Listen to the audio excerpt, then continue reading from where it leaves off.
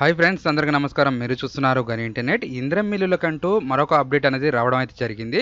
ఇప్పుడు అనేది కూడా లిస్ట్ అనేది కూడా రావడం జరిగింది. మనకు ఫస్ట్ విడత లిస్ట్లో వచ్చినప్పుడు అందులో ఉన్న పేర్లు కూడా ఇప్పుడు అనేది రీవెరిఫికేషన్ చేసేసి వాళ్ళకంటూ కూడా అనర్హులని గుర్తించారండి. 53% అయితే అనర్హులు రావడం అయితే జరిగింది. ఈ అనర్హుల్ని గుర్తించేసి ఇప్పుడు మీకు ఇల్లులు అనేది కూడా శాంక్షన్ చేయడం అయితే జరిగింది. ఈ ఇల్లులు అనంటే మీకు ప్లేస్ ఉండి ఇల్లు కట్టుకోవాలనుకునే వారికైతే పేర్లు అయితే రావడం జరిగింది. అందులో కూడా అందరికి రావలేదండి.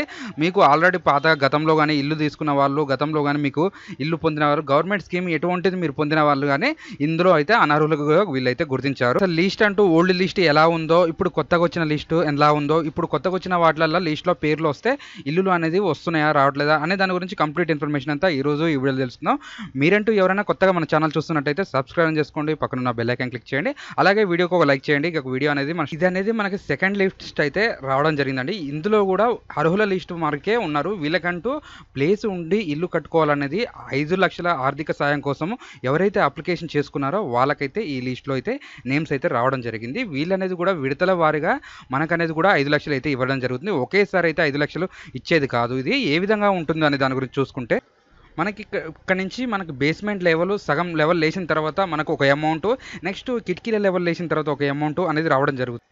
నెక్స్ట్ కంప్లీట్గా మీరు అనేది స్లాబ్ లెవెల్ లేపిన తర్వాత కంప్లీట్ అమౌంట్ అనేది పడడం అయితే జరుగుతుంది. ఈ విధంగా అయితే మీకు రావడం జరుగుతుంది.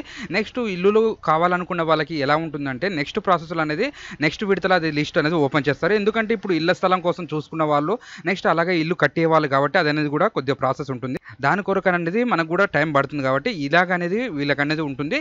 ఇలా కేటగిరీ 1, కేటగిరీ 2, కేటగిరీ 3 అనేసి వచ్చింది. ఇది అనేది కూడా మీకు అందరికీ తెలిసిందే. ఈ కేటగిరీలో అనేది కూడా ఏ విధంగా చూసుకుంటారు అనేది కూడా నెక్స్ట్ రీవెరిఫికేషన్ అనేది కూడా మీ అనర్హులుగా ఉన్నారుగా వాళ్ళని గుర్తించి నెక్స్ట్ రీవెరిఫికేషన్ చేస్తారంట. మనం న్యూస్ చూసుకున్నట్టయితే 53% అనేది అనర్హులను గుర్తించారు. ఇందులో అనేది మనకి 41 లక్షల వరకు అయితే అర్హులు అనేది కావట్లేరు. దీంట్లో 36 లక్షల మంది అయితే అర్హులు అనేది కూడా గుర్తించారు. వీళ్ళకంటూ కూడా జాబితా అనేది రిలీజ్ చేస్తారు.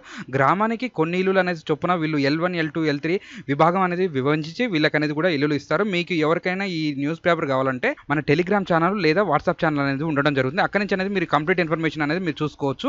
ఈ విధంగా అనేది ఉంటుంది.